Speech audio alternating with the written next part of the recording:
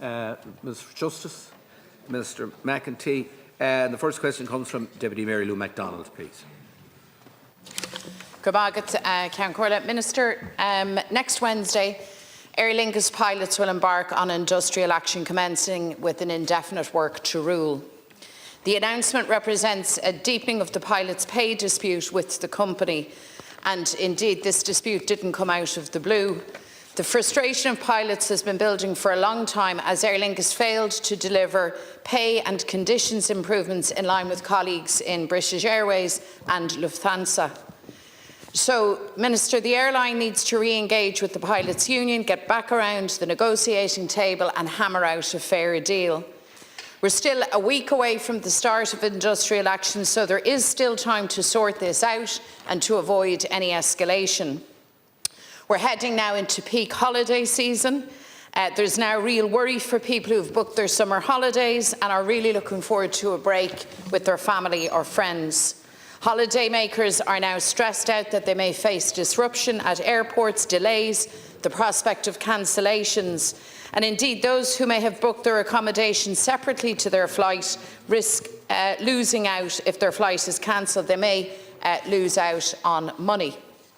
The chaos that engulfed Dublin Airport in the summer of 2022 is still very fresh in people's memories, so this sense of anxiety is entirely understandable.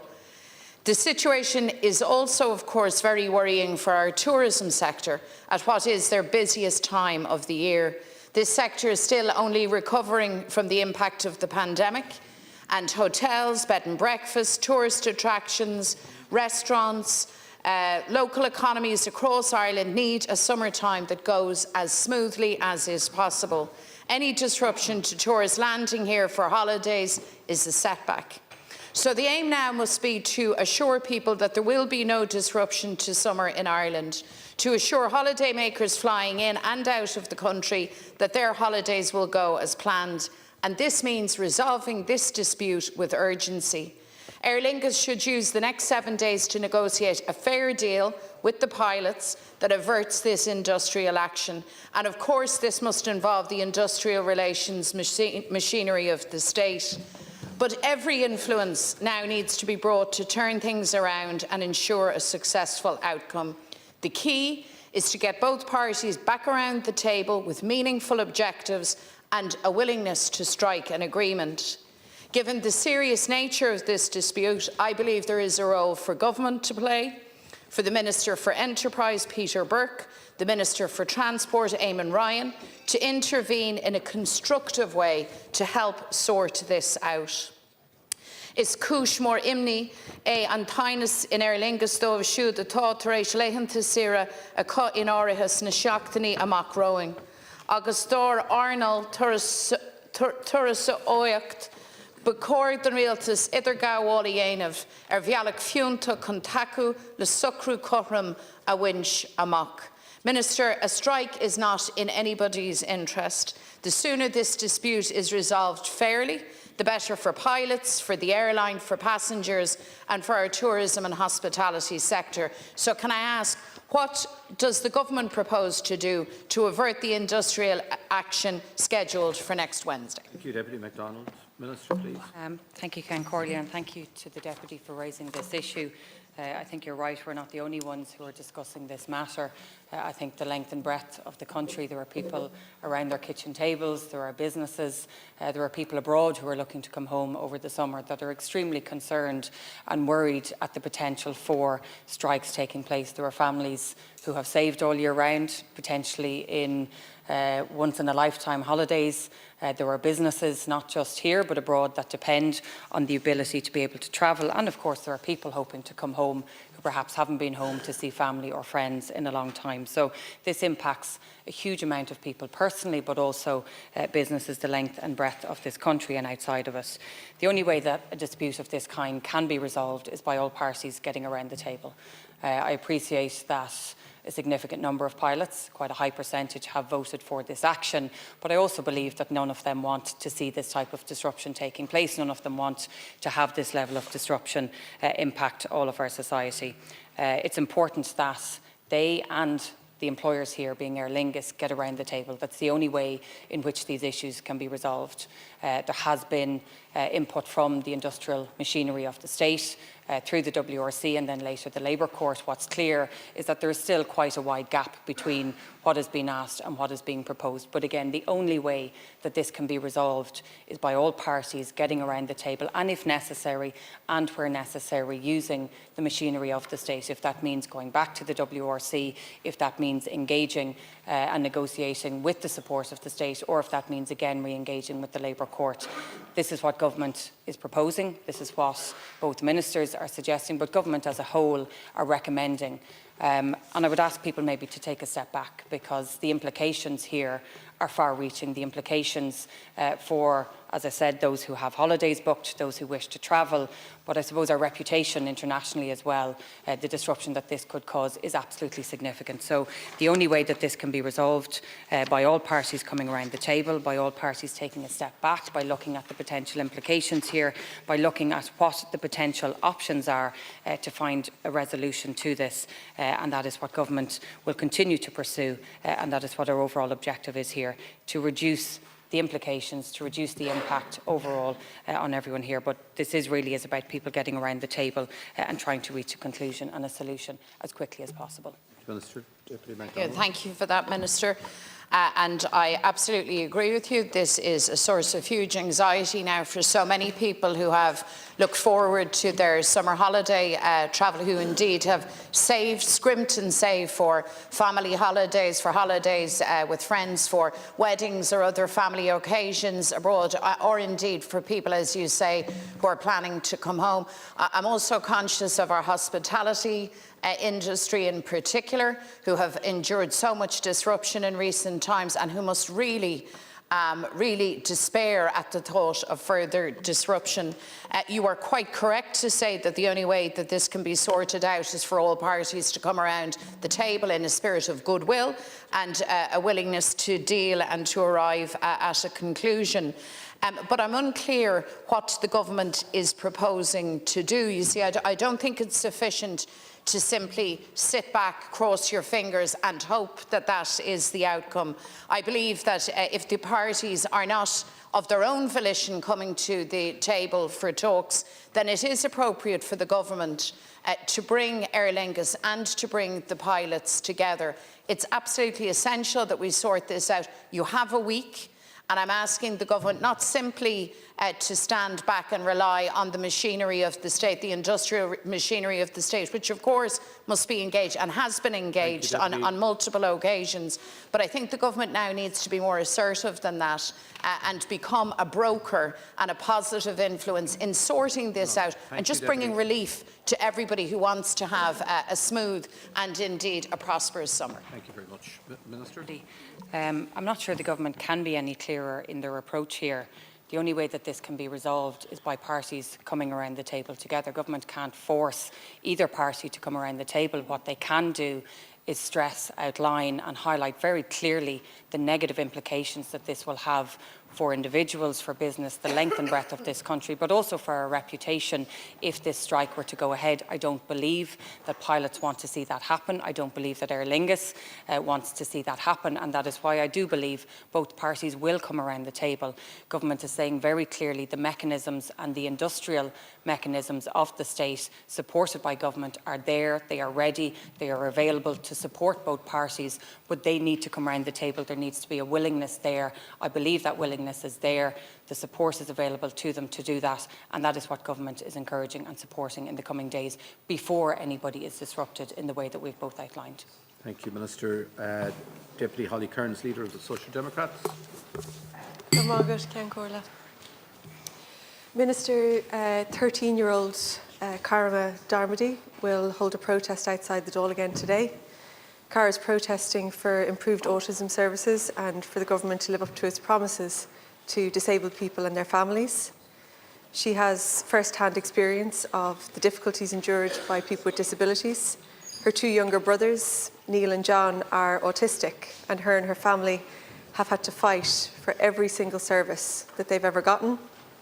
So many families have to fight and witness nothing but broken promises and threadbare supports from a state that simply doesn't prioritise them.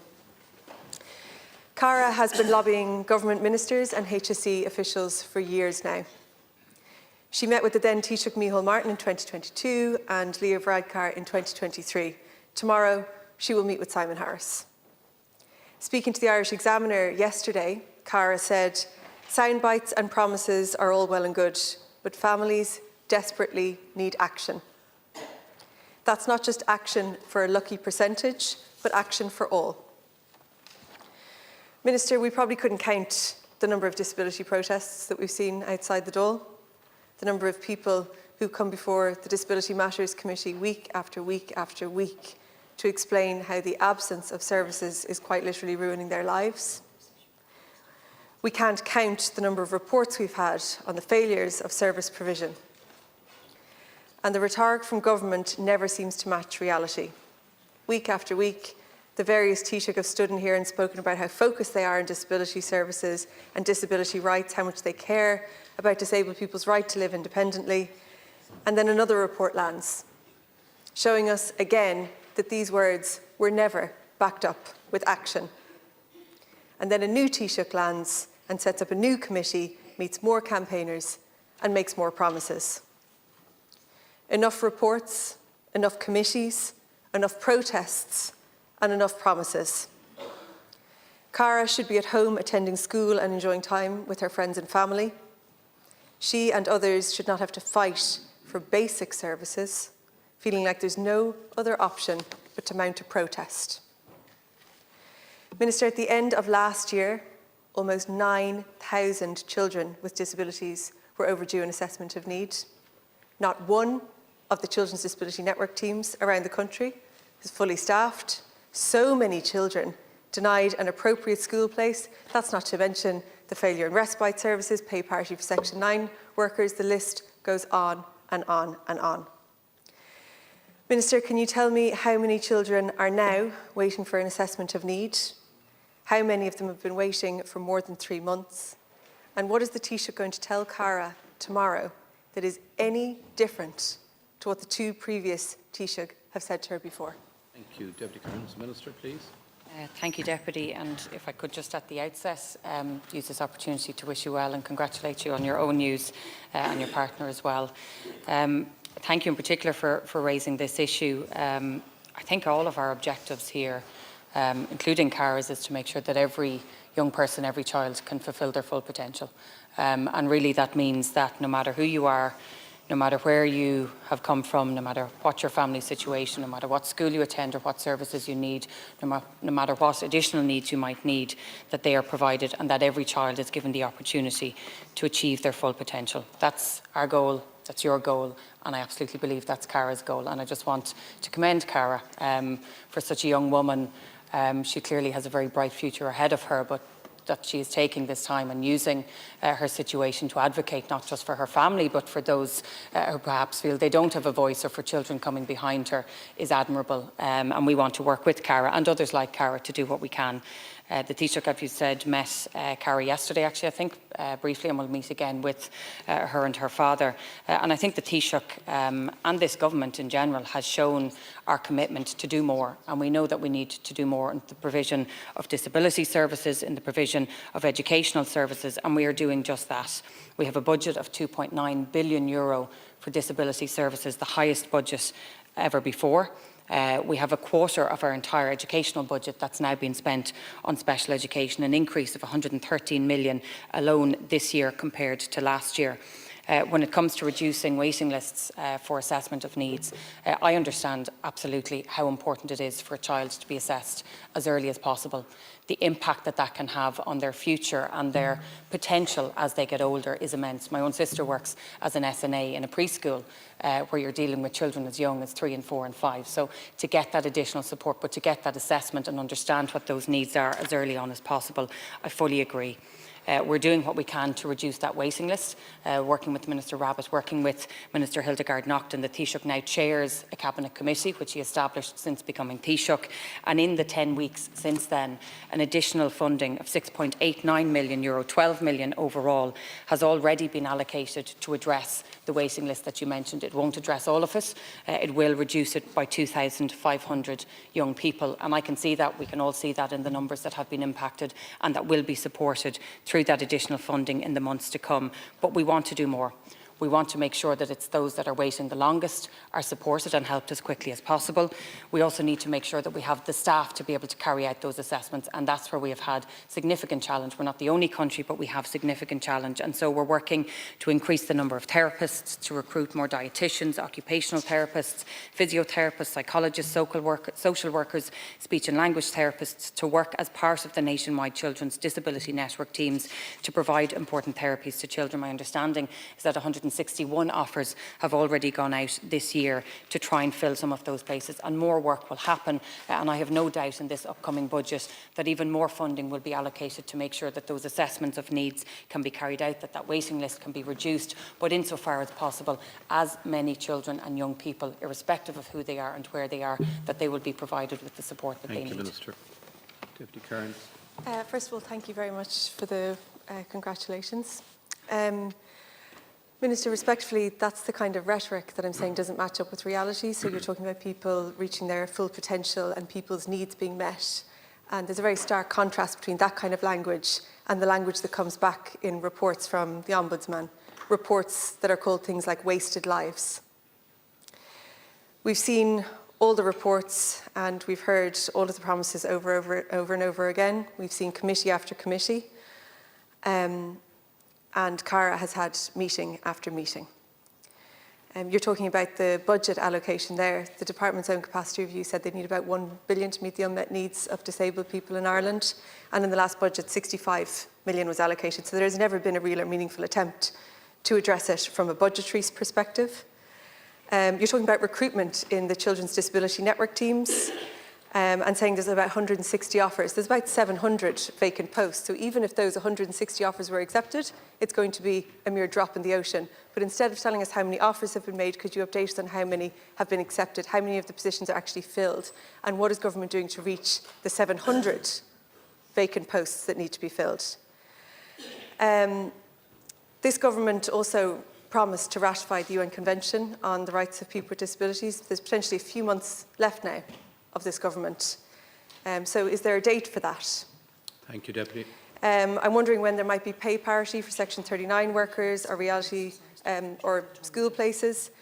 But the reality is we're 4 years into this government and there's only a couple of months left. We're 12 years of Fine Gael in government. Okay, so I've come to the conclusion the only way we'll meet the unmet needs of disabled people in this country is with a new government. Is there anything you can say today that will lead us to believe that it will actually be any different? And I mean actual actions rather than promises, meetings and reports. Minister. Thank you, Deputy. What I can assure you and what I can assure Cara and many young people like her is that we are acting. And I think that's clear in the fact that €780 million has been added in additional funding for those with special and additional needs over the past 4 years of this specific government.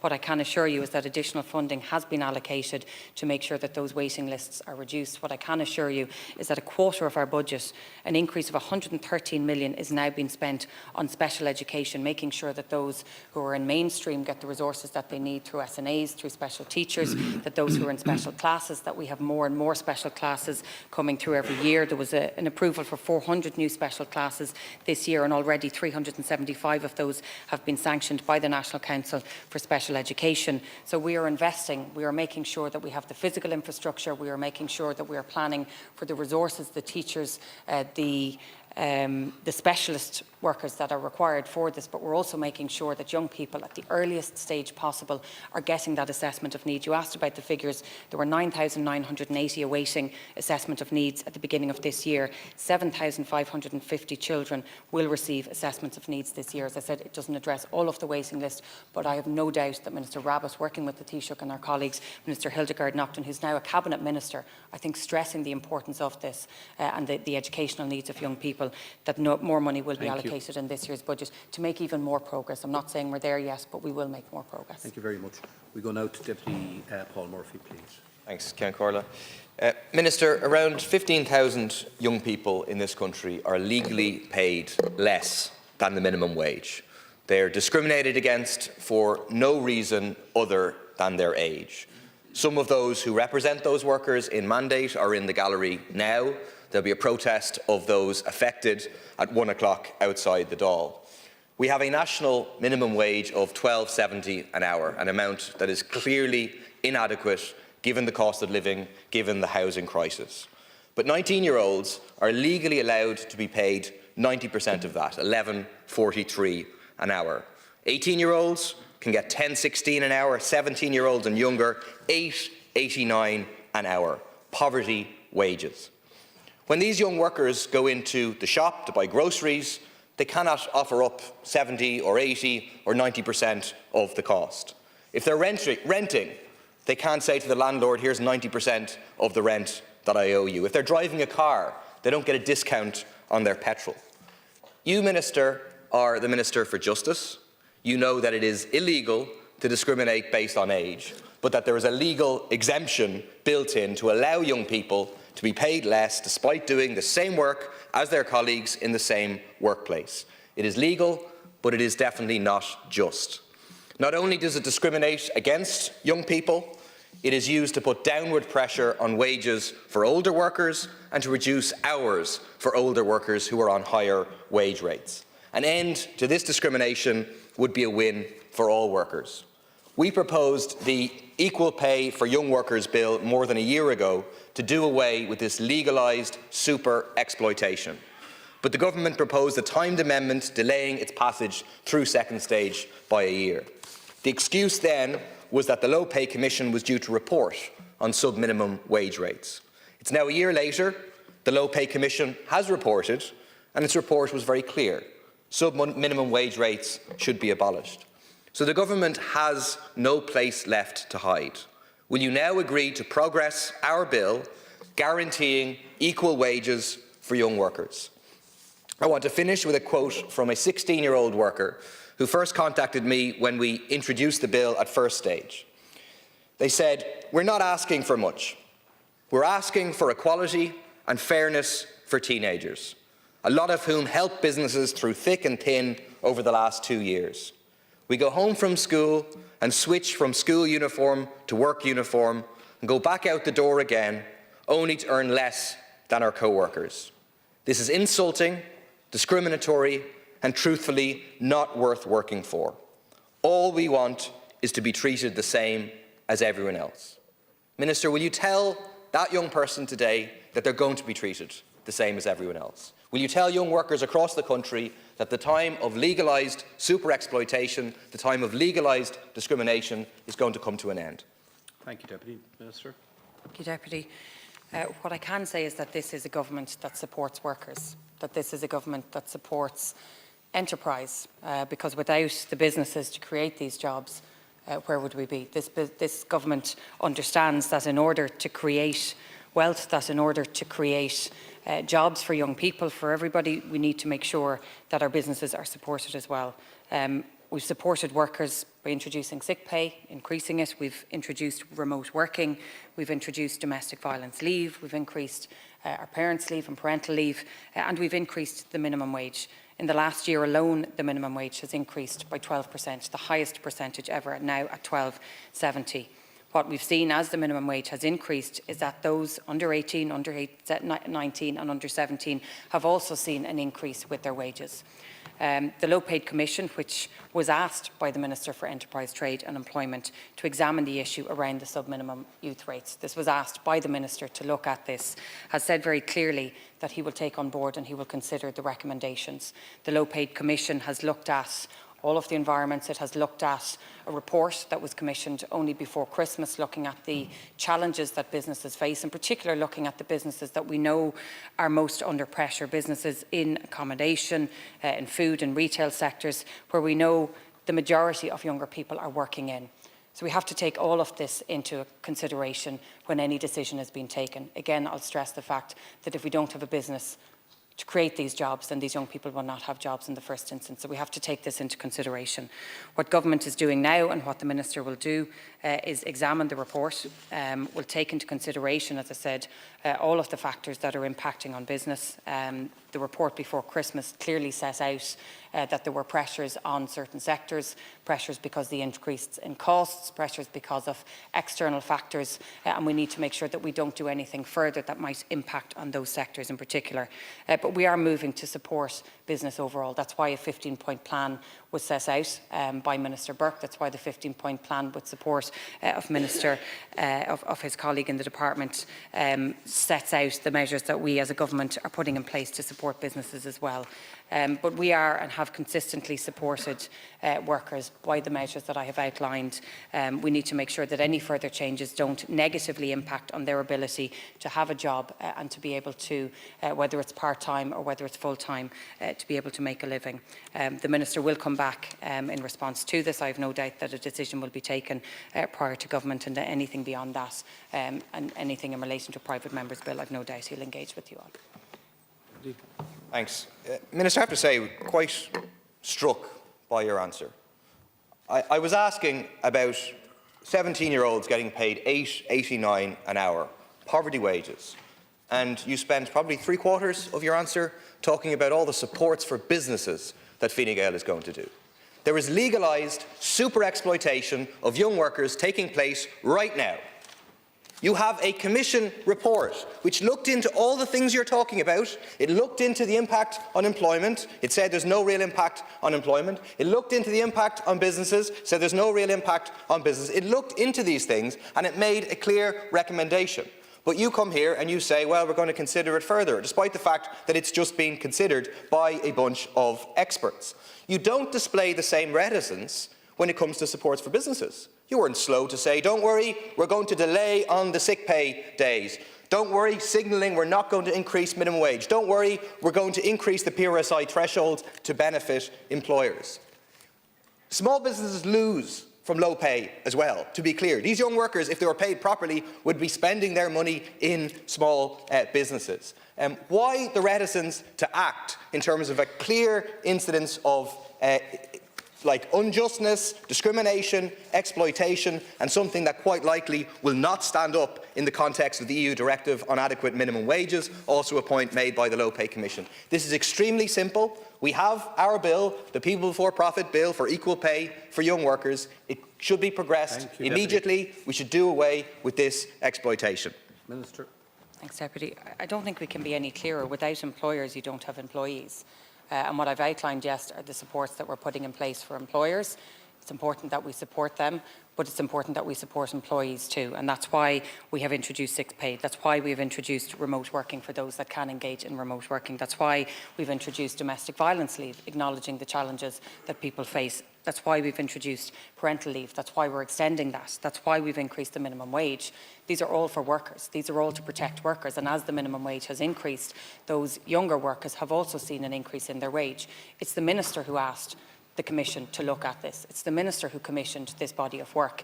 The Commission has published it in the timeline that it is legally required to do, and the Minister will now consider it in the way that he is legally required to as well. But what he has said very clearly is that we cannot take any further actions that could potentially impact on an industry that we know, from the information and the facts that we have gathered prior to Christmas, that we know is already under considerable strain.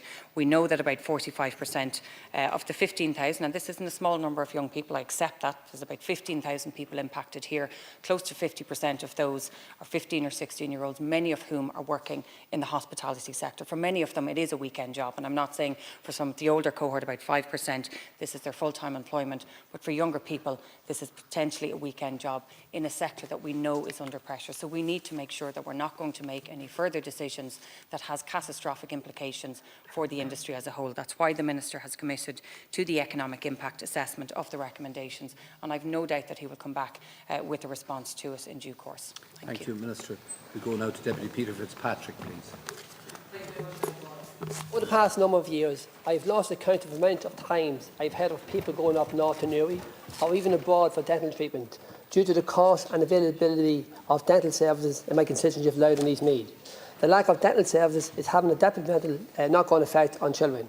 For example, I spoke to a constituent last week about the orthodontic situation in Dock. Her daughter got braces 2 years ago, done publicly through the HSE. However, the orthodontist quit in February. The child has gone from being seen every 7 weeks to now not being seen for over the last 4 months, and she's looking after her own breast herself. The mother inquired last week about the situation and was told there was nothing in the pipeline in relation to interviews or potential replacements of an orthodontist in Louth, and even if there was one appointment today, they wouldn't be seen for over 6 months. So at best, this child will be seen at the end of the year, and going private is not an option, as they are either too busy or not taking referrals.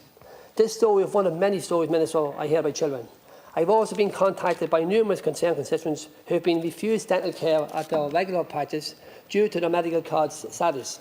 Additionally, constituents who are on the adult oral surgery list or who have a child on the paediatric special care waiting list have also come to my clinic, having been waiting for an extraordinary amount of time for the essential medical treatment. Some children who should have been seen by the HSE dental care services 3 times before the age of 12 are only being seen at dentists for the first time when they are well into secondary school. To put this in context, Minister, children are not being seen until they're 15 and 16-year-olds before they receive their first of the 3 dental checks. This is a backlog of almost 10 years in part of the countries to access the HSE school dental screening services. Due to the effective collapse of the dental treatment service scheme, oral diseases are becoming more common and share common risk factors with chronic diseases such as heart diseases, obesity and diabetes. This highlights the potential danger delays dental care can result in.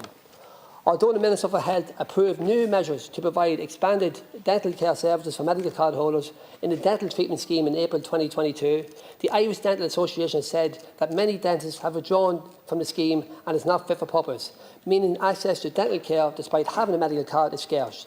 The number of dentists provide treatment to medical card holders are more than halved.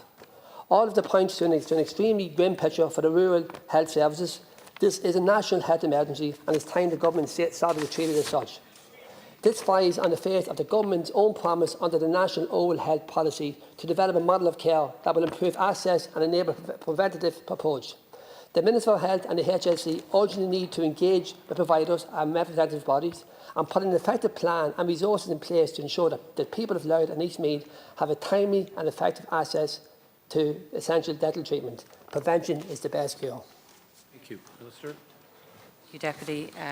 Thank you for raising this issue. I think, like you, I fully appreciate the frustration that families and parents in particular feel at not being able to access services in a timely way, and I think we all see this in our constituency and when these queries are raised with us. This is an area that has received significant investment in recent years, with over 200 million allocated every year for oral health care, and it is targeted at those who need it the most, those who can't access services perhaps privately, and there is, I believe, a very clear commitment in this area. The funding is being used to treat more patients. If we look at last year, over 154,000 additional treatments were provided under the dental treatment service scheme, with over 26,700 extra patients, and this is compared to the year before. In 2022, the dental treatment service scheme was enhanced to introduce and to reintroduce elements, as you say, of preventative care, which really is the best way to deal with this, and increase the fees paid to dental contractors for most treatment items, and this was by between 40 to 60%, so quite a substantial increase. Improvements in access to care and reduction in waiting lists over recent years have also been supported by significant investment. There was an additional 15 million in core funding to support the National Oral Health Policy, a further 17 million in one-off funding to improve access and to try and reduce the waiting lists. My understanding when it comes to the children's waiting lists is that there has been a significant reduction. The backlog in particular in 6th class appointments has almost been cleared in all areas, and the Minister for Health is working to make sure that we can address and deal with any backlogs as they arise further.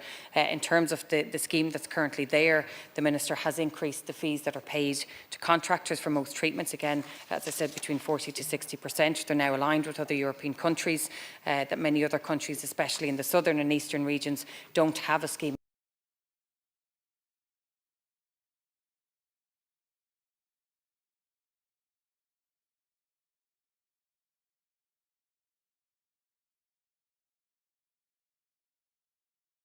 in place, particularly for adults, which is free at point of access.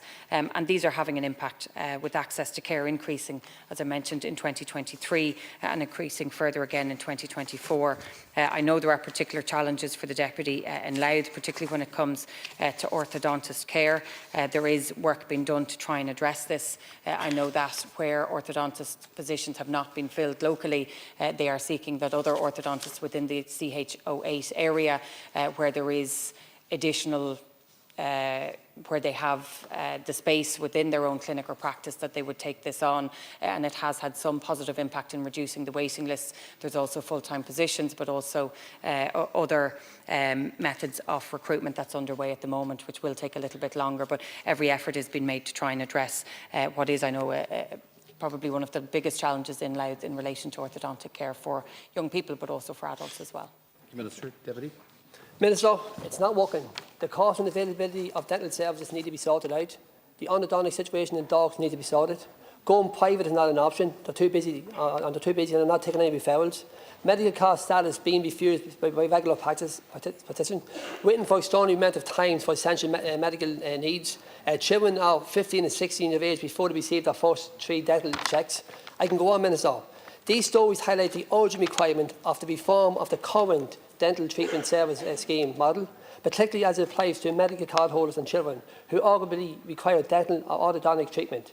Will you, Minister, please liaise with the Minister for Health to ensure the recruitment of an orthodontic is allowed as soon as possible, while also ensuring that adequate access and funding is provided to dental services and aftercare services for both children and medical and card holders?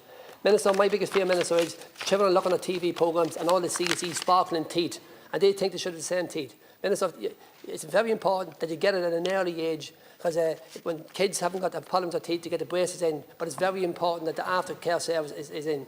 Minister, we're having problems. Can you please liaise with Minister Donnelly and seeking this? Thank you very much, Deputy Minister. What I can say is that we're absolutely committed to improving the services overall. As I stated, on top of the 200 million budget that is there for public and oral health, additional funding, the 15 million for the Smile and Launch, 17 million of once-off funding to improve the waiting lists, to improve in orthodontic services, the 10 million to support a decrease in the number of patients waiting to commence that treatment, a further 3.35 million invested in a one-off basis to support, again, reducing waiting lists. All of this is on top of the 200 million that's already there as a budget. Having said that, we want to improve the services even further. We're committed to the comprehensive reform of oral healthcare services. This is set out in the National Oral Health Policy Smile Agus Sláinte, and what we are doing and what the Minister is doing at the moment is working on an implementation plan for 2024, which will roll out to 2026. It's been drafted by the Department of Health with the HSE. It'll be open for consultation and publication in Q3 of this year, and once that's published, then obviously I can assume that that will be supported with further budgetary measures to try and address the backlogs, the waiting list, but also to fill critical positions that currently aren't filled at the moment. Thank you very much, Minister. That concludes leaders' questions. We move now to questions on promised legislation and policy. 1 minute, please.